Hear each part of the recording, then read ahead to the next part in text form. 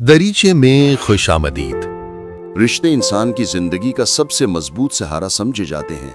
ये रिश्ते मोहब्बत, एतमाद और कुर्बत के नाम पर कायम किए जाते हैं। लेकिन इंसानी नफ्सियात ये कहती है कि अक्सर रिश्ते मोहब्बत से ज्यादा एक नफ्सियाती कैद की शक्ल इख्तियार कर लेते हैं। ये कैद कभी इतनी नरम होती है कि इंसान इसे महसूस नहीं करता, और कभी इतनी सख्त हो जाती है कि इंसान का दम घुटने लगता है। रिश्तों की ये कैद उस वक्त शुरू होती है जब मोहब्बत और एतमाद की जगह कंट्रोल ले लेता है। एक शौहर अपनी बीवी से मोहब्बत का दावा करता है, लेकिन वो चाहता है कि वो सिर्फ उसके हुक्म पर चले। वो उसके कपड़े, उसके दोस्त और हत्ता कि उसके ख्वाबों पर भी काबू रखना चाहता है। एक वालिदैन अपने बच्चों को कहते हैं कि वो उनसे मोहब्बत करते हैं, लेकिन वो चाहते हैं कि बच्चा उनकी मर्जी के मुताबिक जिए, उनके ख्वाब पूरे करे और अपनी ख्वाहिशात को दबाए।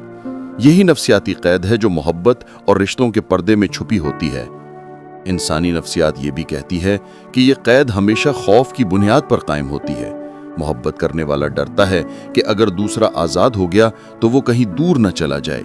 वालिदैन डरते हैं कि अगर बच्चा अपनी मर्जी से जिया तो वो उनके काबू में नहीं रहेगा। यही खौफ मोहब्बत के रिश्ते को जेल में बदल देता है। बज़ाहिर ये मोहब्बत लगती है, लेकिन हकीकत में ये एक ज़हनी गुलामी होती है। एक आम मिसाल देख लें। कितने ही लोग शादी के बाद शिकायत करते हैं कि वो अपनी जिंदगी खो बैठे हैं। वो कहते हैं कि उनकी पसंद, उनके दोस्त, उनके फैसले सब दूसरों के काबू में आ गए हैं। ये वही नफ्सियाती कैद है जो रिश्तों में सबसे ज्यादा नजर आती है।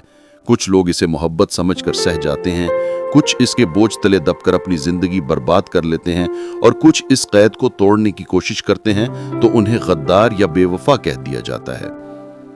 तारीख में भी रिश्तों की ये कैद बार बार देखी गई है। बादशाह अपने दरबारियों को वफादारी के नाम पर कैद करते थे। मजहबी पेशवा अपने मानने वालों को अकीदत के नाम पर अपनी मर्जी का गुलाम बनाते थे।